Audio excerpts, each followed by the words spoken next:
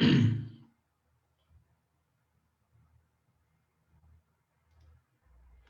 right. Good evening, ladies and gentlemen. Welcome once again to the Terrian Invitational Rapid Challenge interview series. Today, this evening, I'm excited because I'm hosting today the highest rated Kenyan player right now. I mean, you should know this guy. If you have not heard about him, then you are not living in the chess world. It's going to be exciting. He's arrived here very early. He was waiting. He's happy for the support that he has gotten from the fans. And we're just here to have a good time. He's none other than engineer Nathan Ateka. And before I invite him, I want to remind our viewers who are watching us that there's a trivia question for today. And today we want to know who was held the world title champion for the longest time in chess, who has been the player who has held the title for the world chess champion for the longest time. Remember, the answers must come in before the show is over.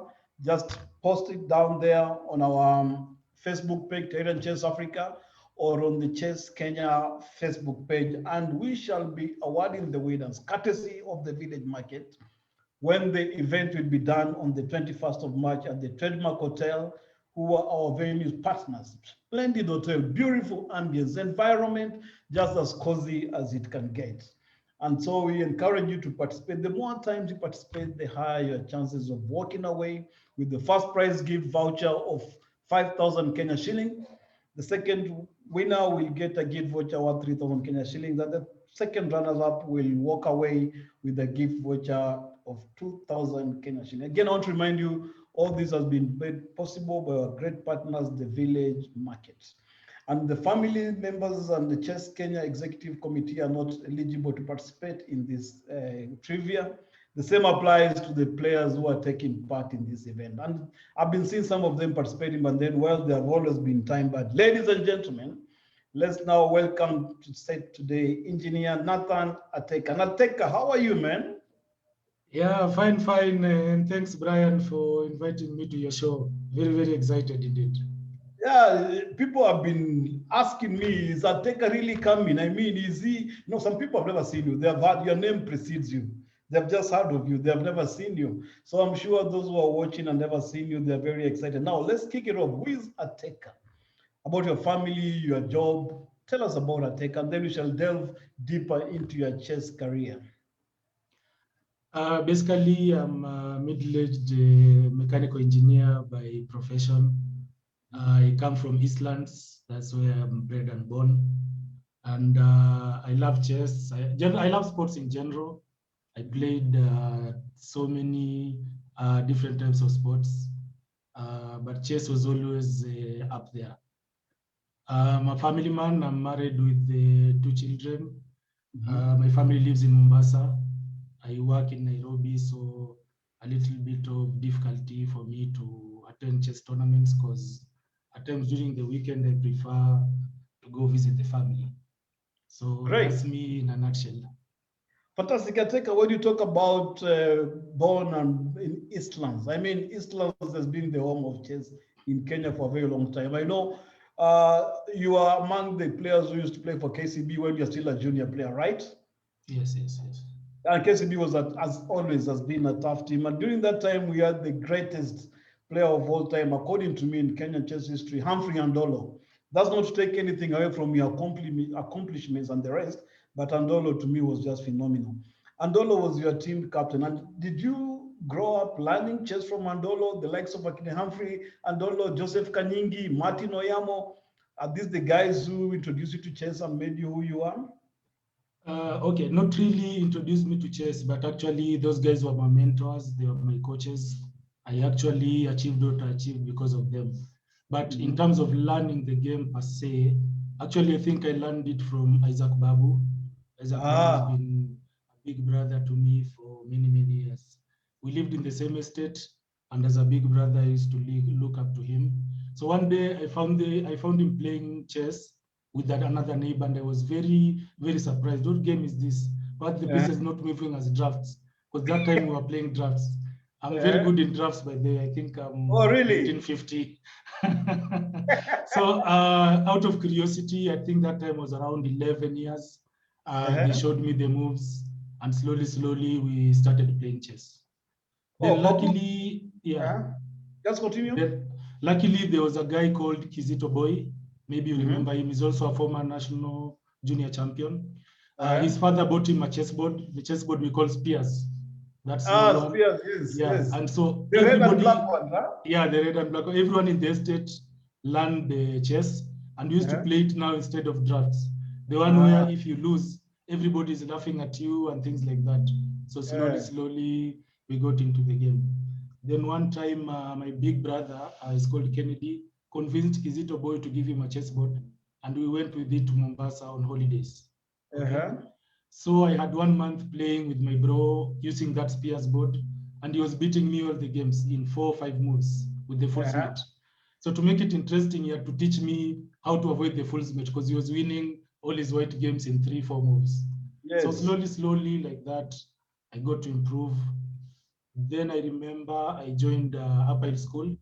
And when I joined as a Form 1, I was very small, and they were Form 6s and Form 5s, they were very huge. But in terms of chess, I was third right from when I joined. So at least I gained some respect. Then I was lucky, one of my classmates, out of the blue, he said, Ateka, you play chess. This is a book I'm giving you. We have it at home. When I looked at the book, my 60 memorable games, and then I just took it home and started studying it slowly, and improving myself. So that is how the beginning was. Oh, fantastic. My 60 memorable Bobby Fischer's games, right? Against Pasky. That is fantastic. 1972. What is that name? Reykjavik. Yeah. I remember that book. I mean, we used to look at it. You remember I met you when you became like I found you in the chess I think. Or you found me there. You are a junior player.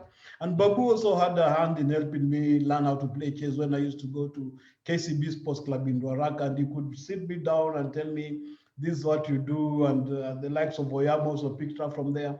So there are people who have done work in empowering people. Now, Ateka, come into chess as you continue progressing in Upper Hill. Now you became a dreaded junior champion.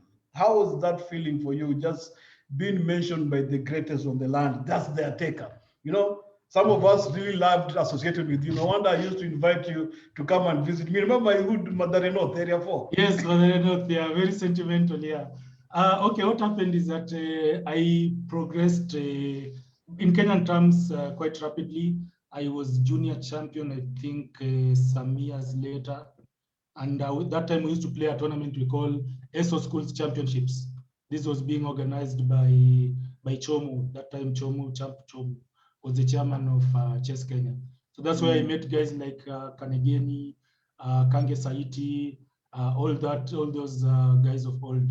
And then we were all progressing very well as juniors. But my journey really started when I started coming to the club at St. John's. And then Kanyingi, at that time Kanyingi noticed me, and Kanyingi impressed upon Humphrey to take me into KCB. And Humphrey was a family friend. We lived, his home and my home was just like 20 meters apart.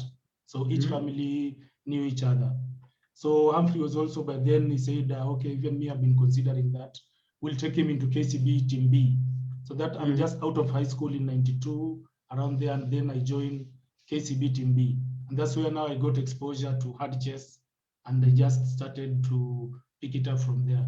I remember my first trip to Mombasa. We played at a place called Le Kosi Restaurant. Yeah, Le Kosi Restaurant. Was it the one inside next to Serena? Yeah. Very nice place, yeah. It used to be owned by a chess player. So there I played Larry Kagambi, and he didn't know who I was. Then we steered the game. National champion? Or was he the national champion? Yes, he was the national champion. 1991 was national champion. Yes, because no other national champion had been played. So he was national champion like for 3-4 years. So he played the national champion. I'm a virtual unknown playing for KCB Team B. So he thought it would be very easy. Then I lost a pawn, but steered the game into an opposite colored ending and held him to a draw. So he really tried, but it was a draw. And he was very upset. He was saying, who is this who can draw the national champion? And I don't know him. That's when Kanyingi now told him, no, this is the new acquisition from Islands. And Larry also was coming from Islands by then, I assume? Yes. Larry used to come from Eastlands, but from the next estate. His estate was called Kimathi. Myself, Babu, and Olo from a place called Jerusalem. And Kanyingi was also like 100 meters away in a place called Uhuru. So it's just an area, small area, but with a lot of chess players. Wow, not only chess players, strong chess players, the pawn hunter just at Kanyingi. Now, I can't imagine Kanyingi. I know, Ateka, you are saying you held him into an opposite colored bishop ending. You want to tell me at that time you knew about that kind of ending? I know you are referred to as CV. Is this CV Durrell or what? CV Durrell, yeah. Because actually, of your did you know endgame by that time? Tell us about your endgame journey. Yeah, okay. I think it's just a matter of style or something. I sort of prefer endings to openings. So when I say today I'll study chess, I find myself going straight into endings. So my opening is very poor. My middle game so, but I try to compensate in the ending. So I think it's just something natural. I find endings as mathematics, something to do. I'm very good in maths. So to me, it was just natural that I'd be good in endings. But I've really put a lot of work in endings. At times, I used to really dig deep into the endings. During those days, Ateka, I remember there were not many books to read. There were few books around. KCB used to have a great library. We used to have this book that we called the Barsford Book of Chess Opening. If you didn't have Barsford then, you didn't know how to play chess. How was it then using these physical manual books and nowadays, whereby there are engines helping you? And those days, Barsford, you look at move 3, it takes another variation. By the time you take variation round 4, it takes another variation. How do you find it now with the young tax nowadays just having these resources on the go? Yeah, actually, I would say during our time it was pretty difficult because here you really want to improve, you have the passion, and more so you have the time, but you really don't have the material. So the only way we could get books, I remember every month KCB and all had subscribed for British Chess Monthly, and the moment it came out, I would be in his office, I would go to data center, I would make copies, and then at least everybody would have a copy just to see what was going on in the chess world. There was no internet. So the only way you could get chess news was through the British Chess Monthly. BCM, then there was BCM. One Batsford, BCM. There was one Batsford and all had a Batsford. Then luckily I got a copy of a Batsford from one Brian Kidula. I stayed with it for many years. I don't know if it was yours or not. I think it was yours, yeah, photocopied. It was mine. Remember, and I stayed with it for about 15 years. Yes. I never brought it back. But no, I think it was in good hands. I used it well, and really, it was the only book you could have on openings. Tell me, is it true? There's a player that we remember called Solomon Solo. Sokugo, yeah. Rumor has it photocopied Barsford by literally writing everything down. Is it true? No. Actually, okay. Let me continue the story of Apail. When I got my 60 memorable games, that time I was in Form 1, Solo was in Form 5. Okay. Yeah, in the same school. So Solo was pretty weak. Those guys who I will not even waste time with, just a weak player. But he used to come also from Uhuru Estate, just next to Kanyingi's place. So we would go home together, talk, things like that. So because when I was going into third year or Form 3, Solo had finished his Form 6. So he borrowed my 60 memorable games. And he actually copied everything by hand. Can you imagine the whole book? He wrote it by hand. Everything. Pretty amazing. Everything by hand. Page. Yeah, all the 60 games page by hand, and including the annotations. The real games you'd write in black. The other small annotations you'd write them in red. So you'd follow it and see really it is the real book he had done. And you remember that time the book was PK4, not E4, E5. Yeah, PK4, PK5, that old notation. So pretty amazing what he did. Then as I was in Form 3, he became pretty strong. He read the whole book and became very strong. So when I finished around Form 4, now I'm finished, him is gone to Egerton. Now he became stronger than me. So we used to train together. We used to spend like 10, 12 hours just playing chess in Solo's house.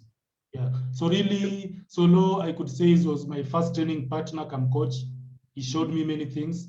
He's the one who showed me the line in this Rui Lopez taking the knight on Rui Lopez exchange variation. I won countless games with that Rui Lopez, because if you exchange all the pieces, white virtually wins from the ending. And many people didn't understand how they lost the ending, but the ending is actually set up from that opening. So once we learned it, we went deeper and deeper. We used to go to tournaments, and that's how we pretty much also improved. Working with Solo was a big leap. I remember even when I joined college, I stayed with him in my room in college for some time, just playing chess with him every time. So to me, very sentimental when you mention Solo. In fact, it's good you have brought that, because when you tell me that there was a disconnect. When you say Solo was one of the guys you couldn't waste time on, and by the time I knew Solo, it was a hard nut to crack. Extremely hard. So what you're saying in brief, Ateka, there's no shortcut to being a strong player, but you have to study. There's no shortcut, really. Chess is very, very unforgiving. You have to work at it every day. It's a knowledge-based activity, so you have to come to the board with more knowledge, more energy, and more focus. Yeah, that's the only way you can beat your opponent. Yeah. And you went ahead Solo, many books. Solo had something very unique I've not seen in any other chess player. In fact, including myself. Solo used to believe that he's happier when he beats you when you are fully empowered. So he'd tell you all his secrets. I've never seen anybody doing that. Normally, you'll find when a chess player has a novelty, he will hide it and things like that. Yes. But Solo will show you everything. He'll show you this is the line, this is how we do it, this is how we do it, this way it is in the book. We would open the 60 memorable games, we would go over the line, and then now let us play. And then he'll still win, and then he'll be very happy that he didn't win because you didn't know. He actually beat you in something now you know. I think I really liked him for that, and we improved together so much. You remind me, during the recently concluded online Olympiad, African online Olympiad, there's around, I think, maybe around 7 or 6, I can't remember, but Jackson Kamau Ndegwa was meeting Philip Singé, and they're teammates, the Rook Master. So Jackson told Singé, come, I want to spend some time with you to show you how you to beat your opponent. And it's the opponent is talking about. So when you say that, you remind me that. And Singé, of course, played that gambit. And Jackson told him, I want to help you to win, but the opponent will still beat you. And so now Singé was beaten. Now, Ateka, it's a very rich history. I mean, it's so nostalgic, and you became a junior champ until made the national team now. The legend has it that, I don't know if it was your first Olympiad or one of the many Olympiads you went to in Spain, or you are passing through Spain, and those days you did have Google Maps, remember? Mm-hmm. And then you led the team to the Olympiad venue without knowing the country. Can you tell me that story? I've never asked you. Okay, what happened?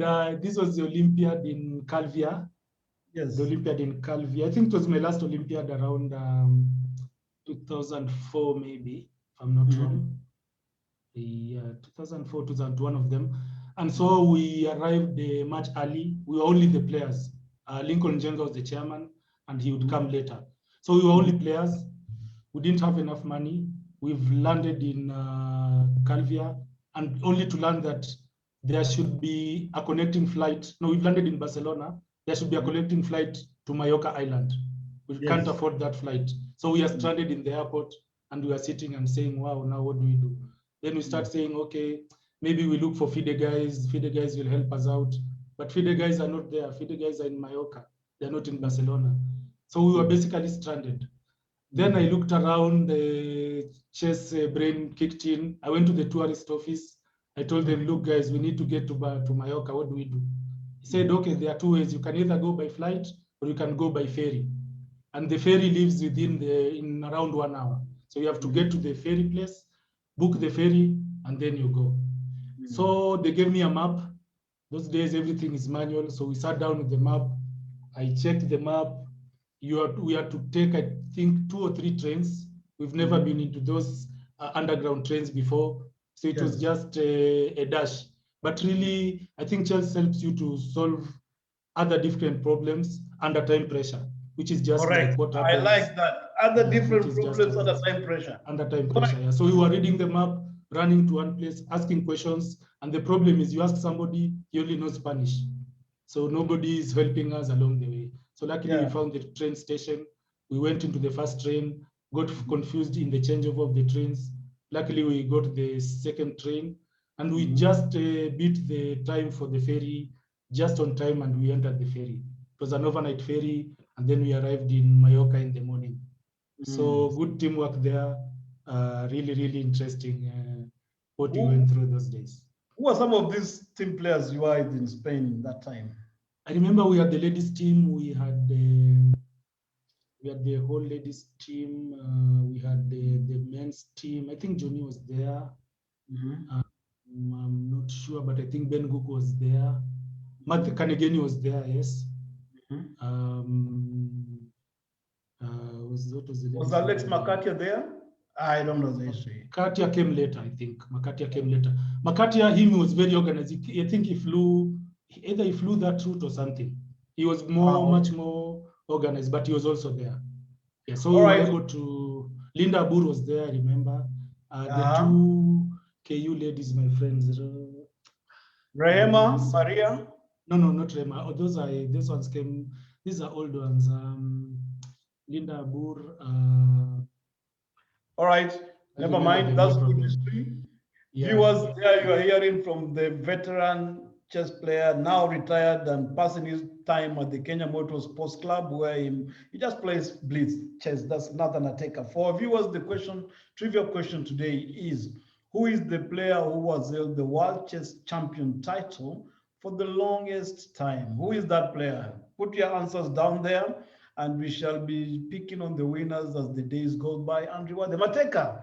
Well, now I want to get into the gist of the matter about the event that is coming. But before then, in your introduction, you said that you played many sports and you're a GM in drafts. Tell me about football.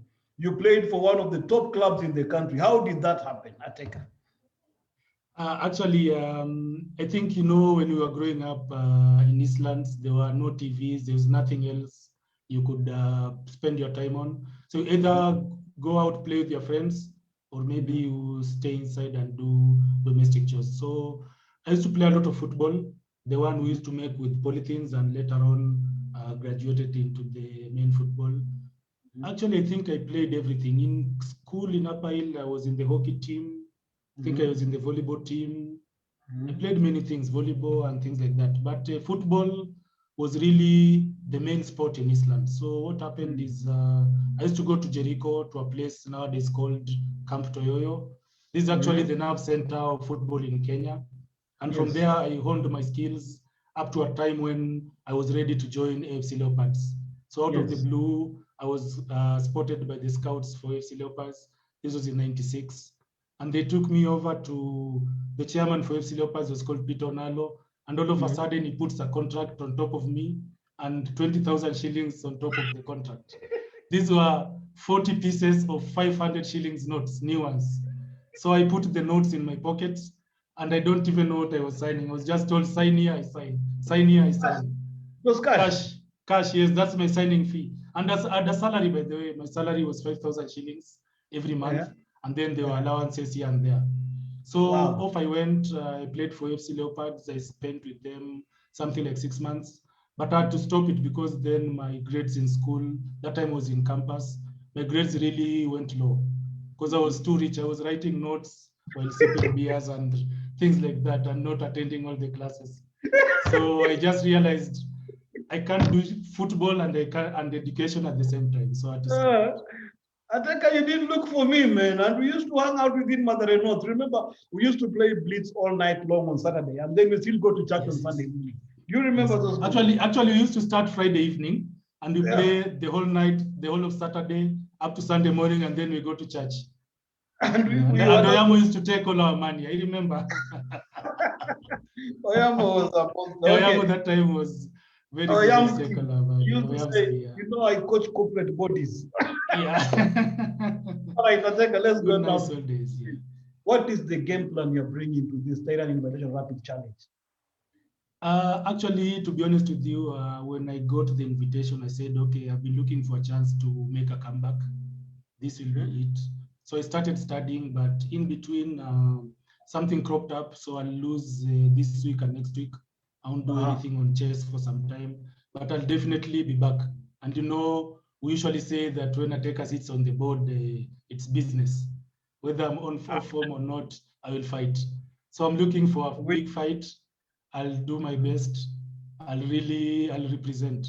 I'll represent. We say form is temporal, but class is permanent. So we say when Ateka sits on the board, it's business. It's business. It's business. Yes. I like the fact that you've also been to 3 Olympiads, right? Yes, And yes, you I've say been to that 3 you have played Olympiads. board one on all the.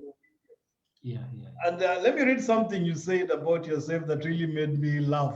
Tormentor in chief of the Uganda Chess Forces, and you had Yeah, a yeah, 10 yeah. score, 10 score against the Tanzanian Chess First Brigade. Then this is what makes me made me laugh. And I want to tell me about this. Remembered by GM Nigel Short, and you retired from active chess, having not lost to both Karpov and Kasparov. Did you ever Yeah, meet yeah, yeah, yeah. That's me in a nutshell. Okay, the first part is serious, and the last part is a little bit pulling your leg. So what happened is that we used to go to Uganda every year from '94 with KCB to play in the annual tournaments, and I was always top 10, always giving the Ugandans a run for their money. And so every time I would arrive in Uganda, the newspapers would write, really, the tough Kenyans arrived, Nathan Ateka Really? arrived, and yeah, they would write a few words about me. So that's where that tormentor comes from. The old Ugandans, they really know me. The young ones, they look at my rating and feel I'm a bit weak. But really, the ones of my generation, they know things were tough. Things were tough. Yeah. No, I know playing against you is never easy, Ateka. We have played many games with you, especially the KID. We have taken our fights to Tanzania. We have had that contest with you. And honestly, I've learned a lot from you in the terms of King's Indian defense. You are a great guy, man. The beatings I've had to endure, I mean, it's taught me a lot. Now, coming to your game plan again. Who are these players, as you said? I've heard you saying you are going to be back, right? Into full competitive chess. Yes, yes. Who are these players you are considered as a threat to you in this invitation? Okay, I've got recently I played Likoko in Blitz. I lost badly.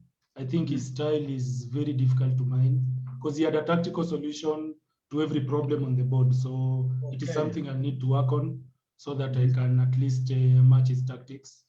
I know guys have been playing while I've been away. So form-wise, I'll be starting from a disadvantage. Guys like Mehul, guys like Methu, these are guys who have been there all along. They'll really, really be setting the trend. I've historically played very badly against Nguku. I don't know why. So I've never won a game in a serious tournament against Nguku. I'll be hoping maybe to make amends to that. I don't know what happens when I play. Maybe it's psychological or something. And then just looking forward to a hard game. We'll be very happy to meet Gilruth again.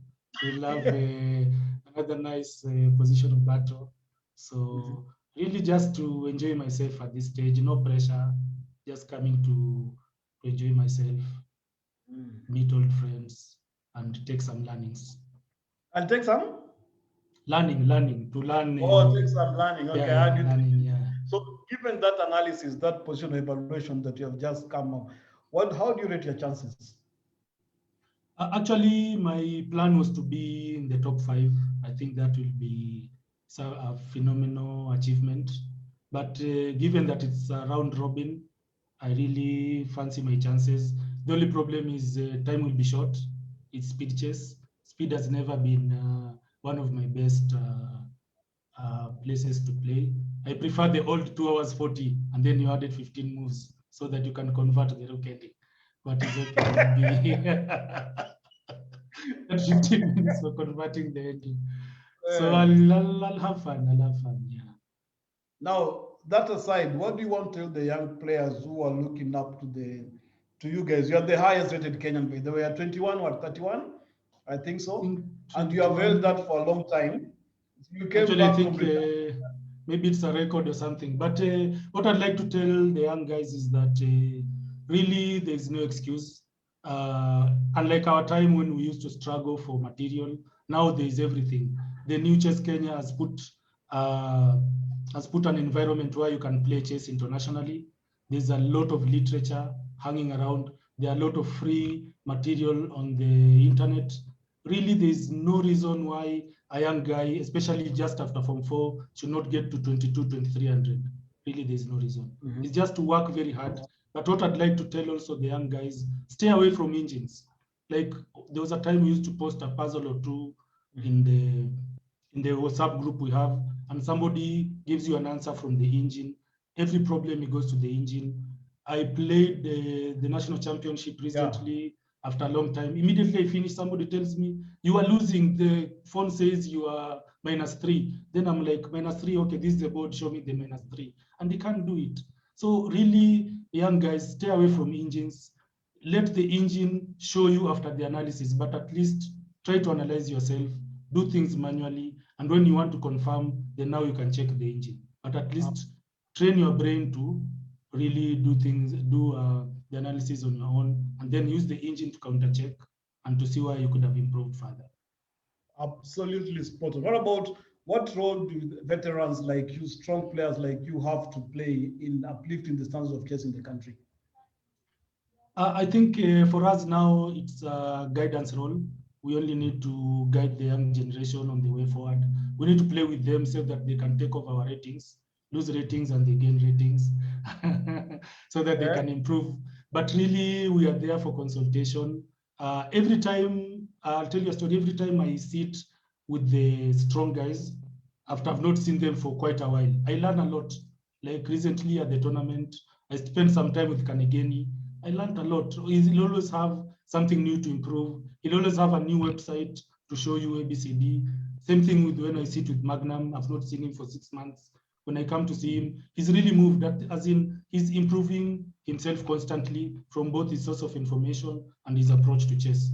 So really, chess is not something you'll improve like 100 meters. It's small things every day, small things every time. Yes. Yeah. So if you are young and improving, spend time with the veterans. Try to see how did this guy get to the rating he has, and then you'll be able to find something or two to add to your repertoire.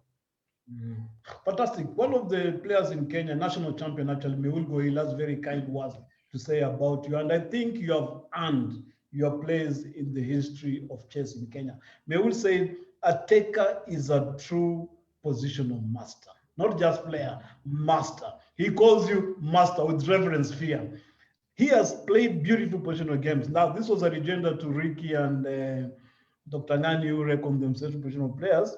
And he says, Victor and Ricky could munch on the positional crash Ateka visited me in the Tanzania Open. I was there. You were there. Was it the SpiceNet Open?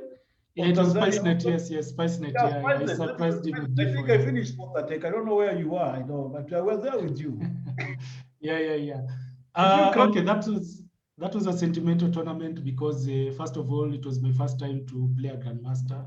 Imagine after all these years, I never got the chance. So I played Nigel Short. That's why I said remembered by Nigel Short.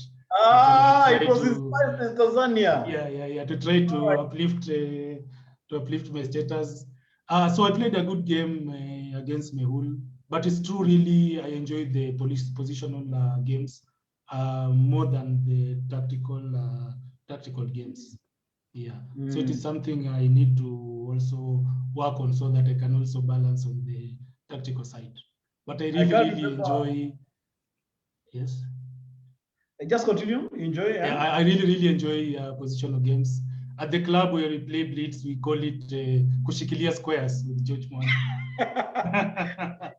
Kushikilia squares. Getting hold of the squares, because positional chess is just about the squares, small things like space advantages, putting your pieces in the correct places, and really controlling the amount of space, the amount of time you have, vis-a-vis the tactical vision where you've given a knight for an imbalance in the position. Yeah. Yes. When you talk about those positions, and you talked about the juniors, about the Kanegeni, he was a good player. There was also William Juma Arogo. He was very positional. Juma, he was one time an African junior champion, I think. He was very positional. Meul goes ahead to say, Ateka naturally follows Ateka as one of the best endgame players in Kenya. His understanding and imagination in this part of the game deserves study. What did you do to him in Tanzania? Because I don't know which round was that, because I met him in the last round, and he played for me the orangutan. When he just made the move, I just burst out laughing. Everybody turned. The arbiter came, of course, warned me. Meul was also laughing. Okay, needless to say, he lost in around 24 moves. So, what did you do to Meul that he has such high praise of you here?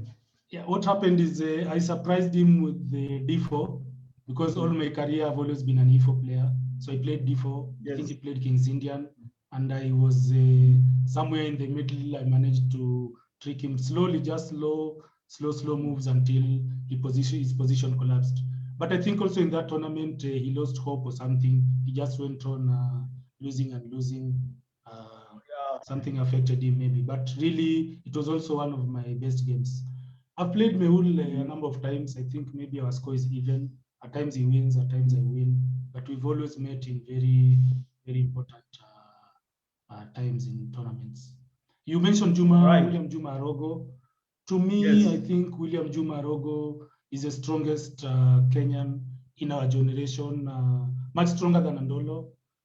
He was a positional monster, but the problem was his style being very positional. At times you'd get 2 or 3 draws in a tournament. So he never used to win as many tournaments as Andolo would do. He was third in an African junior championship. So you can see he was really, really. He was third, yeah? He was very good, yeah. Was it the one in Zanzibar? Angola, Zanzibar, I think in Angola or somewhere. Then I remember one time BCM, British Chess Monthly, came up with a new Sicilian Polga had played Judith Polga, and they really analyzed the in-depth 2 games.